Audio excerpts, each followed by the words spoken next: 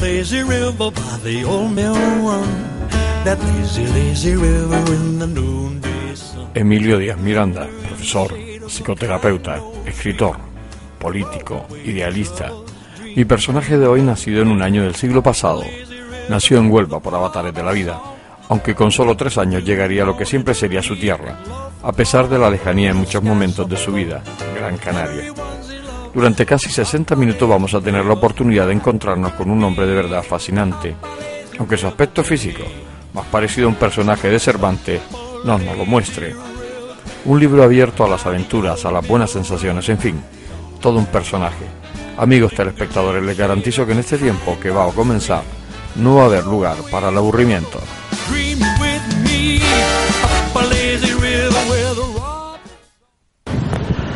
Emilio, ¿cómo recuerdas tu niñez? Tú naces en Huelva. En Huelva, pero a los 3 años Sí. te vienes para Gran Canaria. Sí. Bueno, porque aparte... ¿naciste en Huelva? Nací en Huelva al final de la guerra. Y que se pasaba más hambre que nada. Me contaba mi madre que pelaban las papas, o sea, que las lavaban, las pelaban, las cáscaras se las comían ellos, fritas, y a mí me daban, porque era un bebé, me daban la papilla de la papa de dentro. Dice que pasaban más hambre al final de la guerra que nada. De allí pasaron a Ceuta, y de Ceuta, ya cuando yo tenía 3 años, vinimos a Canarias, ¿no? Mi madre era canaria, ¿no? De aquí, de Gran Canaria. Claro. ¿Y vives en Buenos Aires? En la calle Buenos Aires, número 28, detrás del Cabildo, que ahora ya la casa esa la han quitado. ¿Cómo recuerdas tu niñez ahí en esa calle, en el Parque San Telmo? Bueno, lo primero fue, la primera impresión fue, claro, yo era un niño de 3 años, pues claro, vinieron de toda la familia, tú sabes, las familias antes eran de 8 o 9 hijos cada, y recuerdo que había un montón de gente enorme, para mí eran gigantes, claro, y que se reían mucho, que me hacían hablar, y claro, se reían mucho de la forma como yo hablaba, porque yo venía de la península, pues claro, hablaba peninsular, por así decirlo, y se reían mucho, y además se reían mucho porque yo como me habían dicho, ¿no?, que había venido a África, que yo preguntaba que dónde estaban los leones, buscando los leones, claro. Y bueno, entonces se reían mucho. Bueno, esa es la primera impresión de extrañeza y de una cierta distancia, ¿no? ¿Por qué se ríen esta gente, no? Porque yo lo entendía, claro, porque se reían, lógicamente. Con los años lo entendiste. No, pero claro, por los años, por supuesto, ¿no? ¿Enseguida hiciste amigos? ¿Enseguida te integraste como niño pequeño que eras? Bueno, era una casa enorme, vivíamos con mi abuelo. Mi abuelo era hijo del que fue jefe de la masonería en Canarias, ¿no? No sé si era Gran Oriente de aquí o yo qué sé, pero era un cargo. De eso yo me entero mucho más tarde, eso ya me entero cuando regreso de Alemania, ¿no? Por casualidad que habían publicado un artículo en el periódico y por eso me entero, si no aquello era un secreto que por ser de masón o algo así era una cosa terrible. Vivía mi abuelo, como digo, mis tíos, Luis Hernández y Lucía, y otro tío, Isidro Miranda, que era el que tenía la tabaquería Miranda, enfrente a San Telmo, muy famosa porque era la tabaquería más grande entonces, donde había unos limpiabotas, o sea, la gente de mi generación pues se acuerda porque había... No, aparte que te limpiaban los zapatos, te mandaba tu madre que te limpiaba los zapatos. Sí, te limpiaba, te los dejaban estupendos, ¿no? Estupendo, lo recuerdo yo. Y bueno, entonces... Había niños. Estaban mis primos, mi prima Silvia y mi primo Luisito, que era más chico que yo. Y bueno, entonces y después ya, claro, en el colegio y eso, ¿no? ¿Tus primeros recuerdos de colegio? Bueno, en el Corazón de María. Bueno, primero eran como unas clases particulares, porque entonces no había, o sea, jardín infantil, ni kindergarten, ni nada de esto. ¿Y te daba, algún profesor te daba clases? Sí, no, estuvimos en unas clases particulares que yo creo que estaba por Tomás Morales o algo así. Y bueno, y después ya en el Corazón de María. Esa es tu primer encuentro con un colegio de curas. Con el colegio de curas, ¿no? O sea, el Corazón de María. ¿Cómo lo recuerdas? Hombre, pues la primera parte estupendo. O sea, yo recuerdo era jugando siempre la primera etapa sacaba muy buenas notas, y luego cuando empecé el bachillerato, por no se sabe qué, pues empecé a sacar malas notas. Y yo recuerdo bien todo eso, excepto las palizas que pegaban los curas, ¿no? Que el amor al prójimo lo practicaban con otras personas, no con los niños, y no con los niños, ¿no? O sea, porque aparte tú tienes un incidente que bueno, que te queda bueno, ahí tocado de los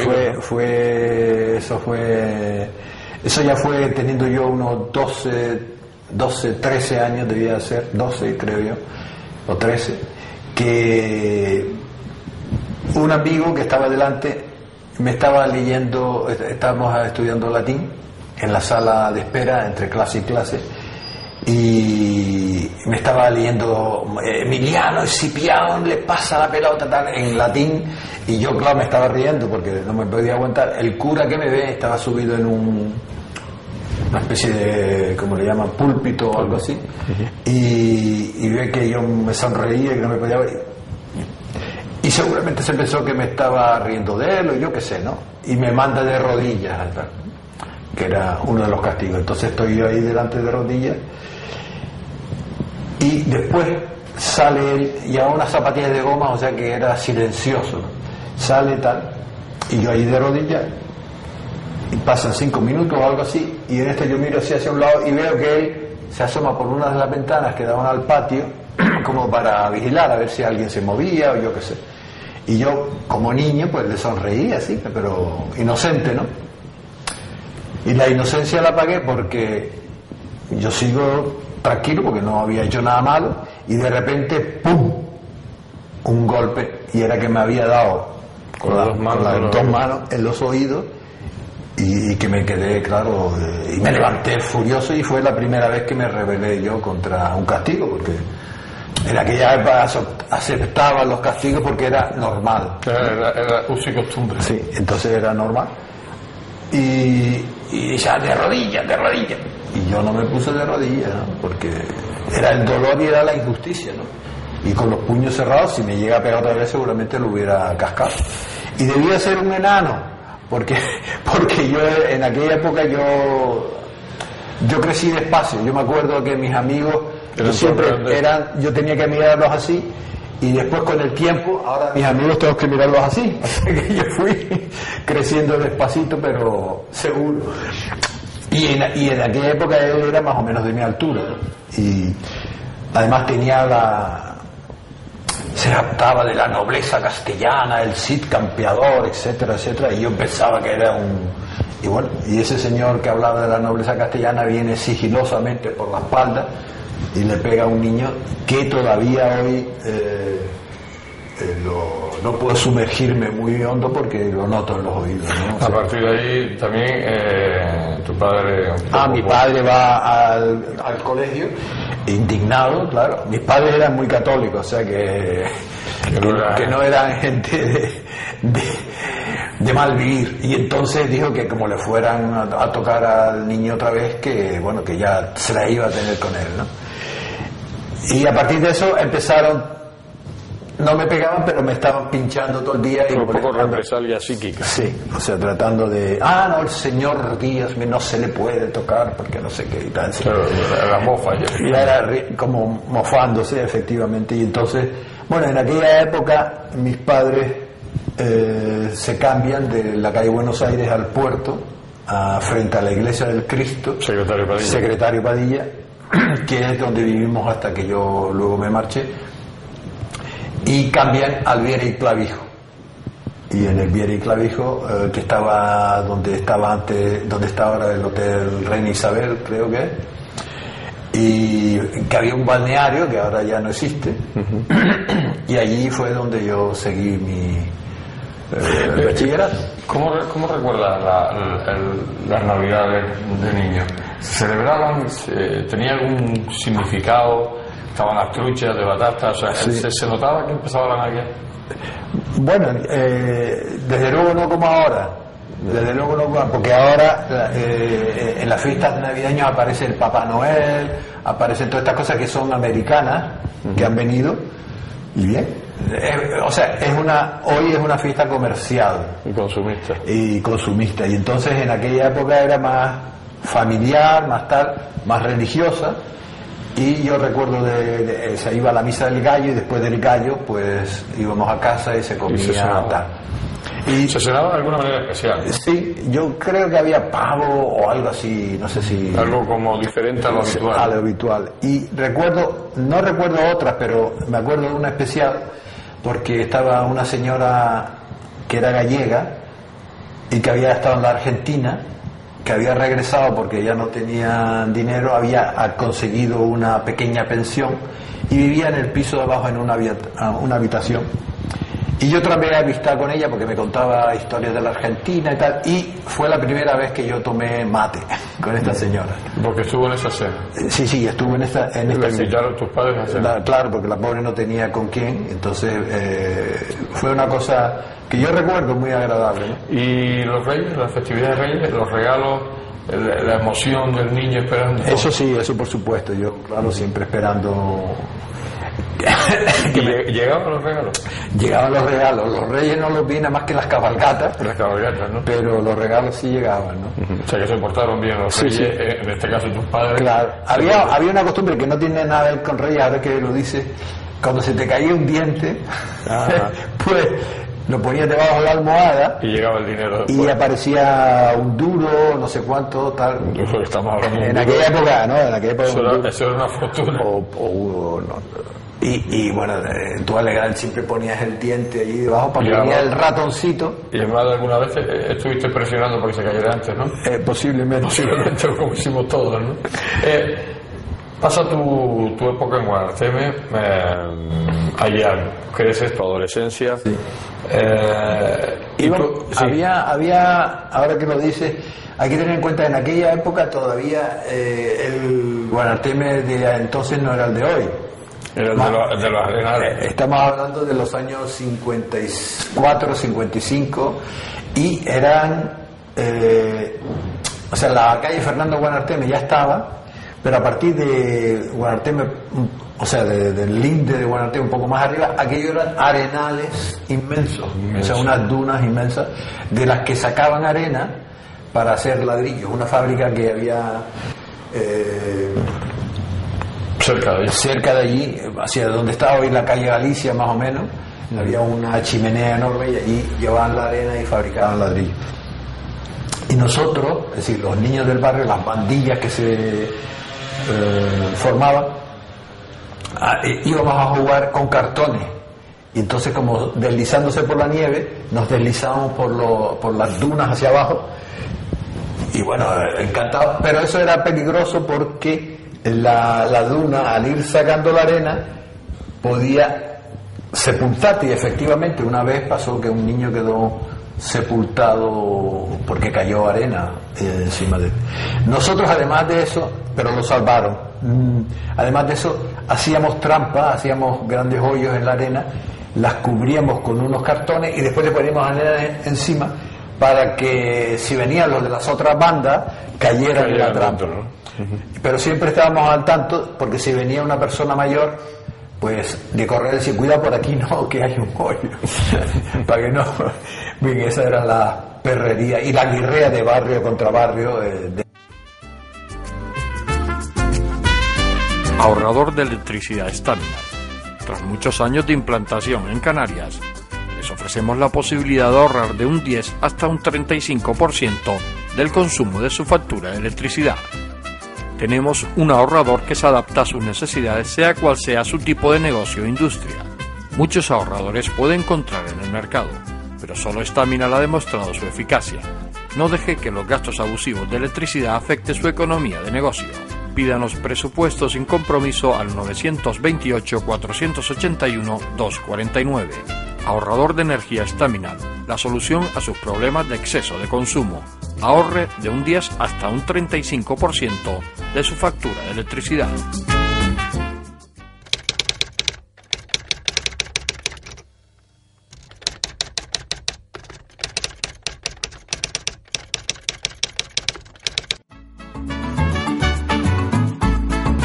El ahorrador de electricidad Staminar es el único aparato en el mercado que reduce el consumo de electricidad tras haberse instalado en miles de hogares en Canarias. No deje que su factura de electricidad afecte su economía familiar. El ahorrador Staminar le garantiza una reducción de un 10 hasta un 35% de su recibo de luz. Staminar no necesita ninguna instalación especial, es autoinstalable y no consume electricidad. Diga basta al excesivo consumo de electricidad y llámenos al 928-481-249. Reduzca hasta un 35% de su factura de electricidad. Staminar, su seguro de ahorro.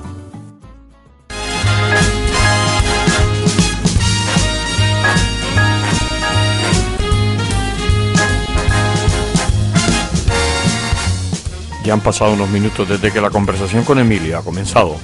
Y les puedo asegurar que apenas me he dado cuenta del paso del tiempo, cosa que seguramente a ustedes mismos les habrá pasado. Sus anécdotas infantiles, el rebelarse contra la injusticia desde pequeño, iba a marcar una vida llena de solidaridad y lucha para los demás, que iba a pagar en sus propias carnes con la ingratitud de sus propios compañeros de lucha. Pero vamos a seguir escuchando. No quiero perder este grado de apasionamiento y concentración que Emilio me ha llevado al abrir su propio libro de la vida. Under my skin, I've tried so not to give in, and I said to myself, this affair never will go so well. Hablamos de tu época de joven. Tus estudios empiezas ingeniería industrial. Sí. Pero eso a ti no te compensó mucho. No, o sea, empecé ingeniería industrial porque en realidad yo quería ser, porque yo dibujaba, ¿no? Y me gustaba dibujar y pintar. ¿Querías ser pintor? Sí, bueno, algo relacionado con lo que yo sabía hacer, entonces aparejador o arquitecto. Pero entonces aquí no había en Las Palmas, si no tenías que ir a Tenerife. Y entonces, pues, y tenías que prepararte para el ingreso. Y entonces yo empecé en la Academia Politécnica, que estaba en Las Palmas, digo Las Palmas, diferenciándola del puerto, y iba allí. Y entonces, para la preparación, y entonces me dicen allí, bueno, tal, pero váyase preparando para que es más o menos la misma preparación que para ingenieros industriales. Y con el asunto pues ya prácticamente me olvidé de lo de Tenerife, porque allí estaba Octavio Pulido Castro, que fue director de la Caja de Ahorros, y me dijo, oye, tal, Emilio, ¿por qué no vienes a entrenar natación? Y yo, como quería, uno de mis héroes era Johnny Weissmuller, el que hacía de Tarzán, con Chita, ¿no? Y yo quería tener unas espaldas como él, así tan fuerte y tal. Pues digo, estupendo, pues yo voy a entrenar. Y Johnny Weissmuller fue el primero que empezó con el crawl y fue campeón del mundo de natación. Con el estilo ese. Con el estilo libre. Y entonces pues pero yo era uno más allí del montón, y de espaldas nada, ¿no? De espaldas era malo. Pero un día, haciendo tablas, o sea, y hacías crawl y después hacías braza, la patada como la rana, y entonces me descubre Arturo Cantero, que ve, y yo tenía una patada como un burro, ¿no? Una patada tremenda, y veía que yo cada vez que daba una patada avanzaba. Entonces me llamó inmediatamente, tal. Antes no me hacía caso. Y entonces me trae, y a partir de entonces empiezo a entrenar braza. La braza del estilo de antes se nadaba mucho con la pierna. Hoy es al revés, hoy es más con fuerza de brazo. Es más rápido, o sea, porque lo hacen de otro estilo. Y empecé ahí, bueno, a poco fui campeón juvenil, porque tenía por lo visto condiciones. Y después seguí entrenando, y es decir, ya en esto los estudios en Tenerife se olvidan. Me dedico más a los estudios aquí, pero la verdad es que no me dedico a los estudios, porque al mismo tiempo Arturo Cantero estaba en lo que se llamó la iglesia cubana, pero la iglesia cubana no era ninguna iglesia, era un grupo de gente que estaba hasta las narices del clericalismo y de las mentiras que se usaban entonces y que se siguen usando, pero entonces más, porque entonces no tenías ninguna opción de enterarte de otras cosas más que lo que te decía la oficialidad.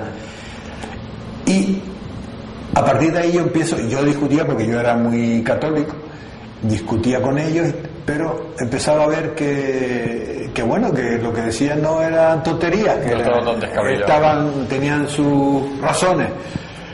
Y una vez me dijeron, bueno, yo decía, bueno, porque el amor al prójimo y tal, y se reían, decían, el amor al prójimo lo ha practicado la Iglesia con la Inquisición. ¿Y qué era la Inquisición? Sí, pues era una especie de policía político-religiosa que perseguía a todos los que no creían exactamente lo que tenían que creer. Y yo decía, eso no puede ser. Y fui a un cura, Francisco Caballero, y le pregunté, y me dijo, no, esas son mentiras de los masones y los protestantes. Pues yo me lo creí, pues son mentiras. Pero son mentiras. Después consulto en el Espasa-Calpe, que estaba hecho por los jesuitas, y veo que existe un capítulo que es la Inquisición, y que eso era verdad, que el cura me había mentido. Y a partir de entonces ya yo no me creo nada sino lo que yo compruebo, y empiezo a investigar por mi cuenta y con mis medios, los que tenía entonces, y veo que hay una serie de cosas que no, y ya me separo de ahí. En tu época de nadador llegas hasta las Olimpiadas de Roma. Sí, ahí, bueno, primero fui a una de educación y descanso, que era la organización que tenía antes los sindicatos verticales para los trabajadores, y me quedé campeón de España en Sabadell en el año 1957 y seguí. Luego en el 59 fueron las Olimpiadas Universitarias, la Universiade en Turín, que yo fui también, y luego en el 60 fueron las Olimpiadas de Roma, siendo Papa Juan XXIII, y fui también seleccionado a las... El resultado de menos ahí. Sí, yo no fui el primero. Pues llegué hasta la conclusión de que lo había yo. Y bueno, pero allí vi a Cassius Clay, ¿no? Muhammad Ali, el gran campeón, que era un tío gigantón enorme. Sí, que era campeón olímpico en aquella época. Sí, y que era amateur, que amateur en aquella época era verdaderamente amateur, porque a nosotros nos daban 20 duros para todo el trayecto y no podías recibir nada de nada, o sea que si descubrían que tú habías recibido dinero por cualquier cosa ya no podías seguir nadando, compitiendo. A partir de ahí, los estudios de ingeniero los abandono y me pongo a trabajar en SPAR. Para financiarme yo mismo los estudios, y empecé por libre magisterio y me hice maestro. Mi título tiene el año 68, y menos mal, porque si son del año 69 ya no me lo dan, porque fue cuando me detuvieron, porque yo entonces ya me había metido a la contra del régimen. Como tú sabes, yo fui uno de los primeros, se puede decir, fundadores de comisiones obreras, y al mismo tiempo estaba en el único partido de oposición que entonces había, que era el Partido Comunista de España. Que me imagino ahí, pues en aquella época estaría Germán Pires, Fernando Sagaceta. Germán Pires, Fernando Sagaceta, Isidro Miranda, Agustín Villar el Sal y muchos otros que hoy están en el Partido Socialista o en otros partidos, pero que... Incluso el partido más a la derecha, ¿no? Sí, incluso más a la derecha también. Pero que en aquella época, digamos, el Partido Comunista era una especie de escuela de democracia, que algunos cuando lo oigan se llevan las manos a la cabeza, pero la verdad es que había bastante democracia dentro del Partido Comunista en las discusiones. O sea, claro, no podías cambiar la línea porque la línea venía, pero era una línea no violenta, era la línea de reconciliación nacional, es decir, de olvidar la guerra civil y empezar de nuevo un sistema democrático, que al final ocurrió. Cambiando un poco el tema. Sí, más o menos la cuestión política. Sí. Pero siempre me salen, ¿cómo se llama?, alergias cuando hablo de política. ¿Cómo era la juventud? ¿Cómo se divertía la juventud de aquella época? ¿Cómo era que estaban con paseos, con reuniones, primero eran los paseos típicos en la calle Triana, donde veías a las chicas que veían y ellas te veían a ti y tal, y le decías un piropo o trababas conversación y tal. ¿Y tú cómo eras en aquella época? ¿Un galán? ¿Un plan...? Bueno, yo más bien introvertido, callado? No, callado no, pero yo no me creía guapo.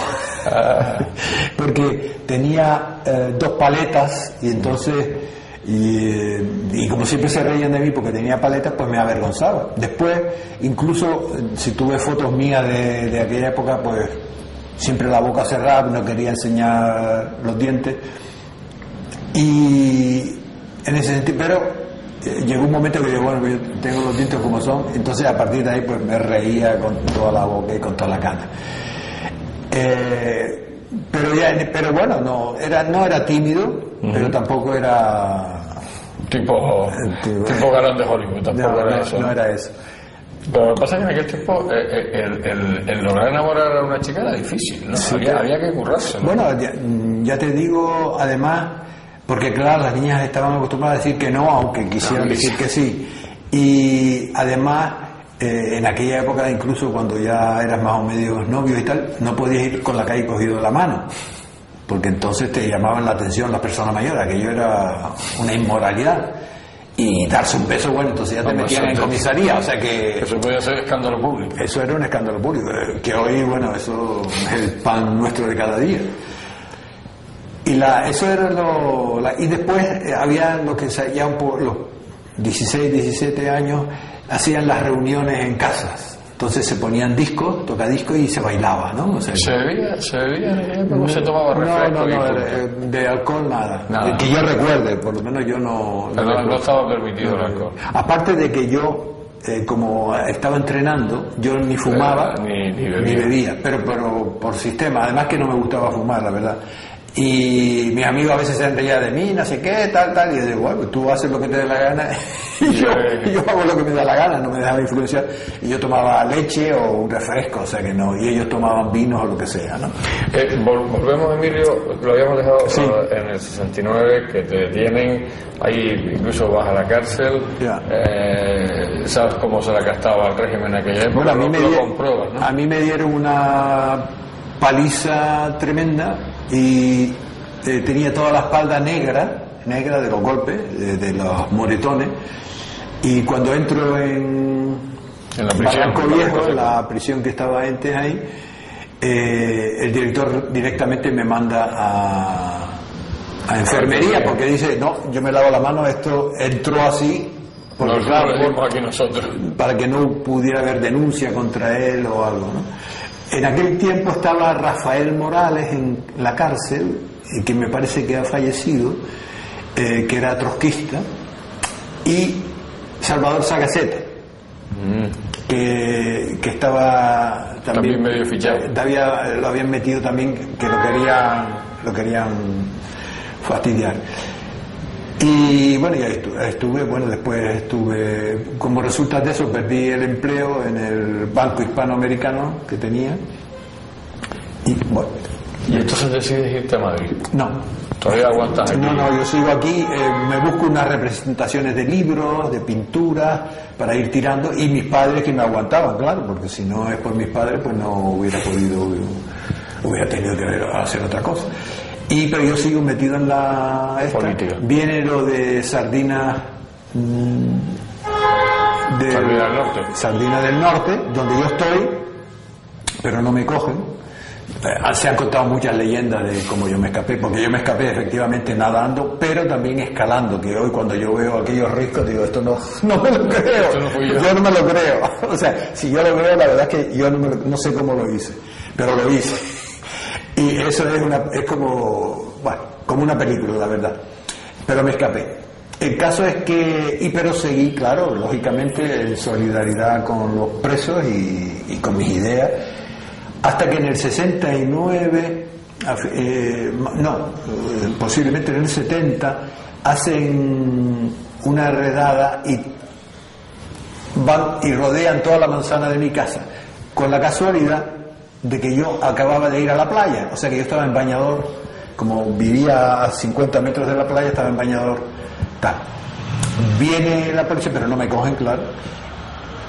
Es Augusto Hidalgo, que era abogado y compañero del partido y de comisiones obreras, lo llama a mi madre, viene, los policías no lo dejan entrar, la policía encuentra la propaganda que yo tenía, que me habían devuelto aquel día, por cierto, o sea, para más Henry, y entonces mi madre, cuando Augusto se marcha, le hace una señal así como diciendo que yo estaba en la playa. Entonces Augusto me va a buscar, me encuentra, y entonces un compañero, Pepe Rivero, en su coche me lleva y ya me escondo, o sea, con un bañador me pongo la toalla por encima y me escapo. Y a partir de ahí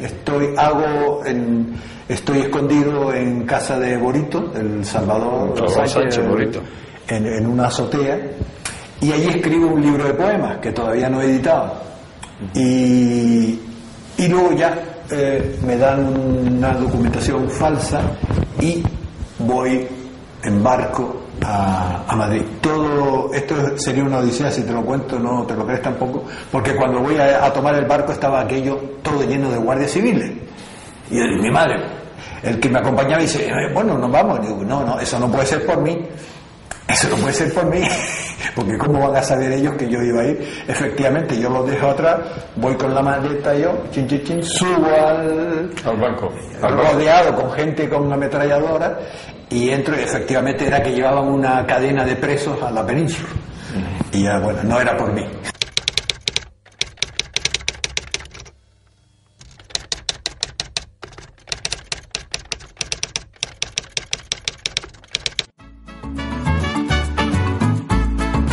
El ahorrador de electricidad Estaminal es el único aparato en el mercado que reduce el consumo de electricidad tras haberse instalado en miles de hogares en Canarias. No deje que su factura de electricidad afecte su economía familiar. El ahorrador Estaminal le garantiza una reducción de un 10 hasta un 35% de su recibo de luz. Estaminal no necesita ninguna instalación especial, es autoinstalable y no consume electricidad. Diga basta al excesivo consumo de electricidad y llámenos al 928-481-249. Reduzca hasta un 35% de su factura de electricidad. Estaminal, su seguro de ahorro.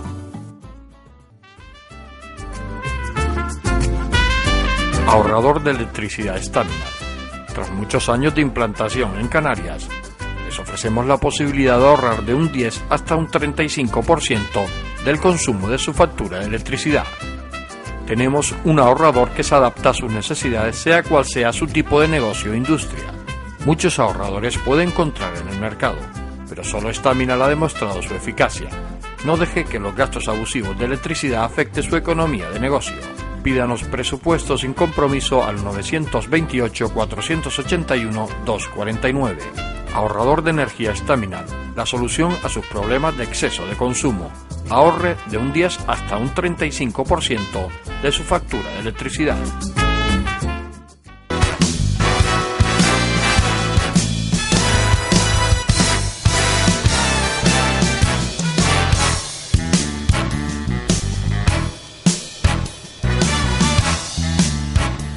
escuchándolo con esa alegría al relatarnos pasajes de su vida bastante crudos y crueles, solo hace que su figura humana crezca ante nuestros ojos.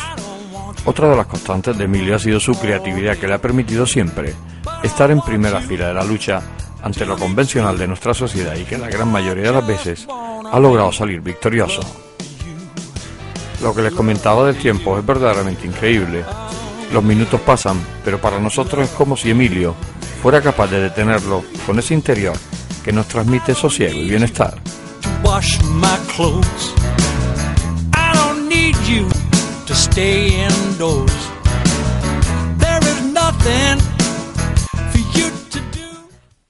Hablamos de ¿cuándo te vas a Madrid? Cuando llega un momento que dices que aquí coges ese barco, Sí. porque ya aquí lo tenías tú muy crudo, Sí. ¿no? Y te vas a Madrid. Sí, porque yo no aguantaba. Estaba encerrado y era peor que estar en la cárcel porque estabas prácticamente aislado, ¿no? Yo ya te digo, había estudiado industriales, no me gustó, lo dejé, hice por libre magisterio, pero ya no podía ejercer. Y bueno, y aquí, claro, me conocían demasiado, no había posibilidad de hacer una vida clandestina, entonces yo opté por irme a Madrid. A Madrid.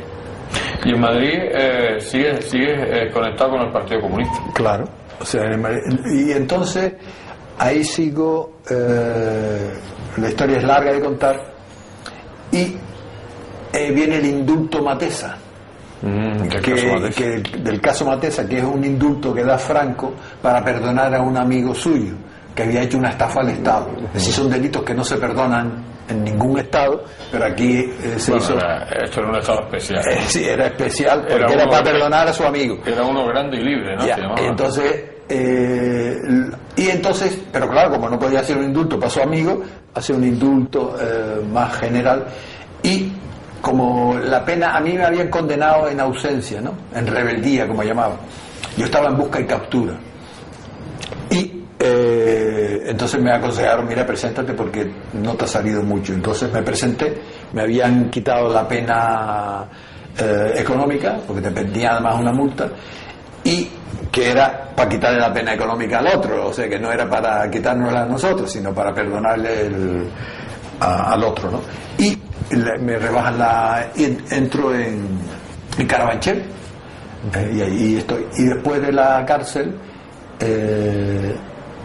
me quedo en Madrid. En Madrid empiezo allí, doy unas clases particulares de matemáticas, de física, de lo que tal, y así voy ganándome la vida. Y incluso más tarde entro en una fábrica de óptica, de que hacían lentes de tal. Una vez que nos reúnen allí para que iban a hacer no sé qué cambios, y yo abrí la boca porque me indignó que nos trataban como si fuéramos borregos ignorantes y analfabetos, y yo dije 3 palabras, pero el decir 3 palabras se ve que fueron demasiadas porque te costó a la calle. Me echaron a la calle. Pero entonces me echaron a la calle, pero entonces todos los trabajadores, yo no dije ni pío, ¿no? Todos, desde el personal trabajador hasta las oficinas, se declararon en huelga, cosa que me emocionó mucho, claro. Y entonces el empresario se vio obligado a darme, porque yo les dije a ellos, mira, esto, o sea, ustedes pueden hacer lo que quieran, pero yo estoy seguro que no me van a permitir, y menos ahora, que regrese a la fábrica, porque no. Lo único es una indemnización. Y entonces elevaron, creo que eran unas 50.000 pesetas de entonces, que era bastante dinero. Y bueno, ahí fue la historia. Llega un momento de tu vida que te vas a Alemania. Sí. Cuando llega... Vuelvo de allá, vuelvo aquí. Aquí yo soy el director del periódico, pues es una etapa que no hemos hablado, pues yo era el que hacía la prensa aquí en el tiempo clandestino y el que la dirigía. Es decir, el Tierra Canaria célebre, pues yo era el que lo hacía prácticamente.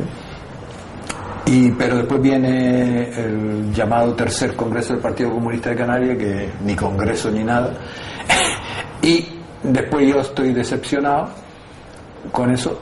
Y a partir de, ya se aprueba la Constitución en 1978, y Yo estoy decepcionado de algunas personas, no estoy decepcionado de las ideas, ¿no?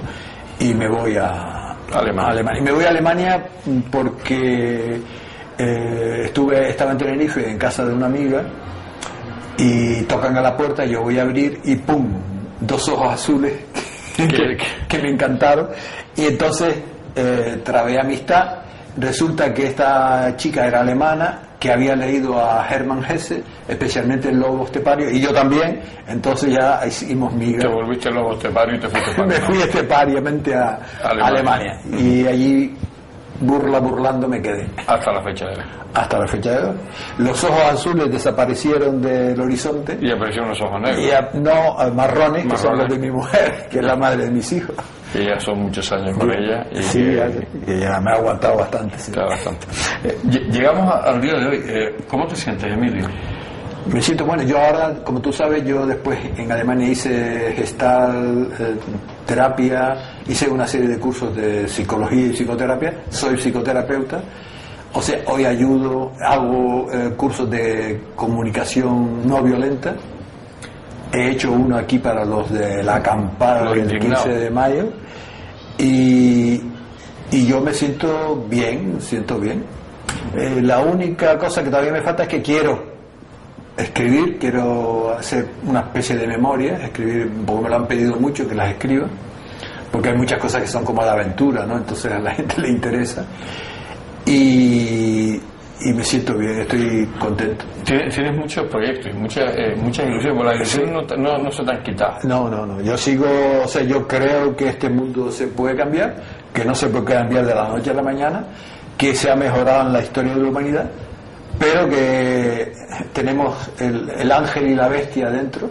Hay que domesticar a la bestia y dejar salir al ángel que llevamos cada uno de nosotros dentro, y hacer lo mejor que podemos por nosotros y por los otros, ¿no? ¿Se te ha quedado algo por hacer o te arrepientes de algo que has hecho? ¿Alguna espinita clavada? Hombre, arrepentirme en el sentido de que he hecho conscientemente algo malo, no, porque no lo he hecho. Que muchas de las cosas que hice hoy las haría de otra forma, y porque creo que las haría mejor, porque ya tienes otra vista. Ves que en algunas cosas estás equivocado, que has metido la pata, incluso que es posible que le haya hecho daño a alguien sin querer. Entonces, claro, me gustaría hacer esas cosas mejor, pero no en el sentido de arrepentir porque hiciste algo conscientemente mal. Y hay una cosa, en literatura he escrito algunas cosas, ensayos, tal, pero lo mejor que he hecho de todo, la mejor obra son mis hijos. Mis 3 hijos, y de eso me siento orgulloso, porque yo soy de que la vida tiene que dar vida. Entonces yo no entiendo que algunos no quieran tener hijos, es su decisión, pero yo creo que hay que dar vida y hacer que la vida crezca positivamente, ¿no? ¿Tienes muchos enemigos? Enemigos, creo que yo sepa. ¿Conocidos no? Conocidos no. En ese sentido debo ser una persona sin importancia, porque dice que mientras más enemigos tienes, más importante eres, ¿no? Pero yo no soy tan importante. ¿Y amigos? Y amigos creo que tengo bastante.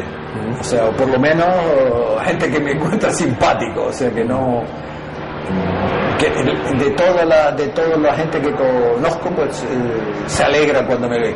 No veo ninguna cara torcida o que me... yo creo que sí. Y en todos los, ya te digo, en todos los campos, no solo políticamente, porque yo a una persona que es amigo, a mí no me importan las ideas políticas que tenga o haya tenido o vaya a tener. Sí, que esa es su decisión. No lo fiche. No lo fijo. O sea, no estaré de acuerdo con sus ideas políticas, pero como persona es... O sea, sí. Sí, digo, vamos llegando al final. Al final de la entrevista. De la entrevista, gracias a Dios, porque otra cosa ni se me hubiera ocurrido pensarlo. Contigo estaría hablando mucho tiempo. ¿Cómo te gustaría que fueras recordado, Emilio? Pues me gustaría que fuera, en primer lugar, como una persona buena, y que hizo todo lo que estuvo en sus capacidades por mejorar la vida de los seres humanos, de la propia familia, pero no solo de la propia familia, ¿no? De todos, ¿no? Porque yo estoy convencido que lo que hacemos da semilla. No lo vemos al día siguiente y algunas veces no lo llegamos a ver, pero cunde. Yo soy por naturaleza optimista y creo que lo que se hace da frutos. Ya digo, aunque no lo veamos, ¿no? Aunque no lo veamos. Y yo lo que animaría a la gente es a seguir su propio camino, ser fieles a sí mismos y hacer algo por el bien de los otros, no solo por sí mismos. O sea, no es para mí, el egoísmo para mí no es una solución. No se trata de olvidarse de uno mismo, se trata de ser uno mismo. Pero ser uno mismo no quiere decir contra los otros, sino el ser humano es un ser social por naturaleza. Y en la medida que somos sociales, tienes que hacer algo por la sociedad, por los amigos y por los que no son amigos, ¿no? Pero puede serlo.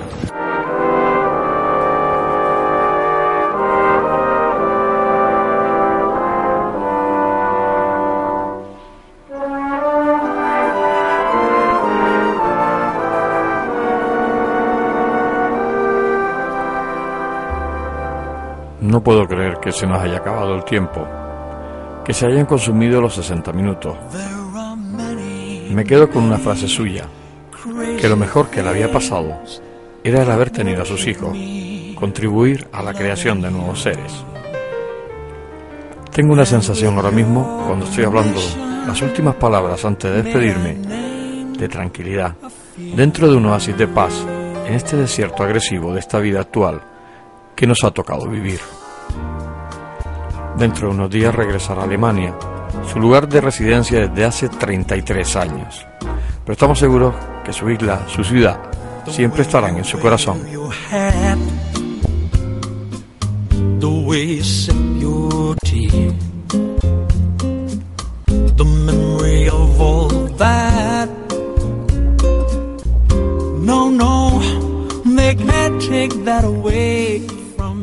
Emilio Díaz Miranda, maestro, psicoterapeuta, luchador contra las desigualdades y un montón de cosas más. No cambies. De corazón, para mí ha sido un momento indescriptible y siempre tendrás un hueco en mi historia.